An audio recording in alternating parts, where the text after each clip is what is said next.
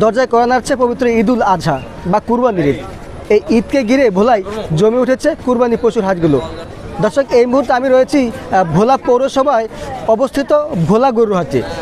আপনাদের যদি একটু দেখাই, এই হাটটিতে যে সম্পূর্ণ দেশীয় পদ্ধতিতে লালন পালনকৃত বিভিন্ন আকারের গরু এবং ছাগলগুলো তারা বিক্রির জন্য এই হাটটিতে নিয়ে এসেছেন। এই হাটটিতে দূর দূরান্তের ক্রেতারা এসেছেন, তারা তাদের পছন্দের গবাদি পশুগুলো খুঁজছেন এবং তারা দামাদামি করছেন। তা আমি কথা বলেছি এইখানকার এই হাটে যারা ক্রেতা এসেছেন আর তাদের সাথে, আর তারা জানিয়েছেন আসলে হাটে এই বছরে এই 2026 সালের এই কোরবানি ঈদের এই আসলাম আজকে হাটে, কিন্তু হাটের যে পরিস্থিতি গরু কেনার মতন এখনও সময় মনে হইতে আসে না। কারণ যেই গরু 1 লাখ টাকা দাম, ওই গরু লাস্ট চাইতে আছে 1,30,000। মানে প্রতি কেজি মাংসের দাম হারে পরে প্রায় 1,000-1,100 টাকা কেজি পড়ে। গরুর দাম বেশি, তারা হলে আপনার বোকামি করে। কারণ কি জান না, গরুর দাম বেশি। আপনি একটা গরু যদি যারা পালে, একটা গরুর পিছনে দেখা যায় বছরে 40,000-45,000 টাকা খরচ, যেটা গরু কিনা থাকে 50,000 টাকা। এই যে 1 লাখ টাকা পরে একবারটা যদি পালে, তারও বেশি, বছরে 50,000 টাকা বেতন ধরলে তো 50,000 টাকা পরে, 1.5 লাখ টাকা। তো যারা কিনতে হেরা মনে করেন ওই লোকে না পাইলে না যাই না আন্দা গুন্দে এটা বলে যে গরুর দাম বেশি। ওই যদি অন্য যদি গরু পালতো উনি তো আরো বেশি চাইতো গরুর দাম। RICL TMX, যুগের পর যুগ স্থাপনা থাকে মজবুত।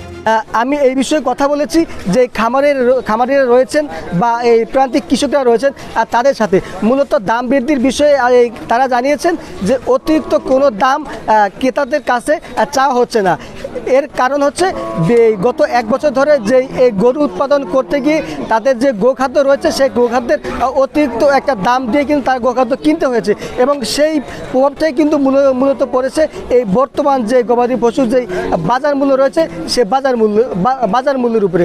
দর্শক, আমি আপনাদের আরেকটা বিষয় জানিয়ে রাখি, ভোলাতে এই বছর 1,03,017টি গবাদি পশু কুরবানির জন্য প্রস্তুত রয়েছে। এর বিপরীতে উদ্বৃত্ত রয়েছে প্রায় 23,000 গবাদি পশু। দর্শক, আপনাদের আমি আরেকটা বিষয় জানিয়ে রাখি, আমরা ভোলার বেশ কয়েকটি গবাদি পশুর হাটে ঘুরেছি। জেলা প্রাণী সম্পদ বিভাগের পক্ষ থেকে ভোলার হাটগুলোতে 24টি ভেটেরিনারি মেডিকেল টিম থাকার কথা থাকলেও আমরা ভোলার কোনো হাটে জেলা প্রাণী সম্পদ বিভাগের ভেটেরিনারি মেডিকেল টিমের উপস্থিতি আমরা দেখিনি এবং প্রাণী সম্পদ বিভাগের কাউকেই আমরা দেখিনি। এছাড়া যদি বলি, এই সুযোগে ভোলার যে হাটগুলো রয়েছে সেই হাটে অসাধু ব্যবসায়ীরা অসুস্থ এবং বিভিন্ন রোগাক্রান্ত গরুগুলো তারা হাটে নিয়ে এসেছেন বিক্রির উদ্দেশ্যে। মনে করেন যে কিন্তু প্রাণী সম্পদের লোকজন থাকলে এটা যেন বেটার হতো, তাহলে সমস্ত লোকগুলা মনে করেন যেন ভালো মানের গরুগুলো পাইতো। কীভাবে বুঝবো কোন গরুটা সুস্থ এবং কোন গরুটা অসুস্থ? এখানে দেখা যায় অনেক গরুকে বিভিন্ন ট্রিটমেন্ট, বিভিন্ন ভিটামিন দিয়ে তারপরে গরুকে আনা হয়। আসলে আমরা তো জানি না আসলে কোনটা সুস্থ কোনটা অসুস্থ, কিন্তু এরকম একটা টিম এখানে খুবই প্রয়োজন। আমরা এই টোটাল এই বাজারটায় আমরা দেখলাম না একজনও প্রাণী সম্পদ মেডিকেলের কোনো একজন রোগ দেখলাম না। ক্রেতারা কিন্তু এতে চরম ক্ষোভ প্রকাশ করেছেন। ক্রেতারা জানিয়েছেন এই যেই রোগাক্রান্ত গরু এই হাটগুলোতে বিক্রির উদ্দেশ্যে নিয়ে আসা হচ্ছে, সেই গরুর মাংসগুলো অত্যন্ত জনস্বাস্থ্যের জন্য ক্ষতিকর। তো এই বিষয়ে অতি দ্রুত জেলা প্রশাসনকে ব্যবস্থা নেওয়ার জন্য তারা দাবি জানিয়েছেন।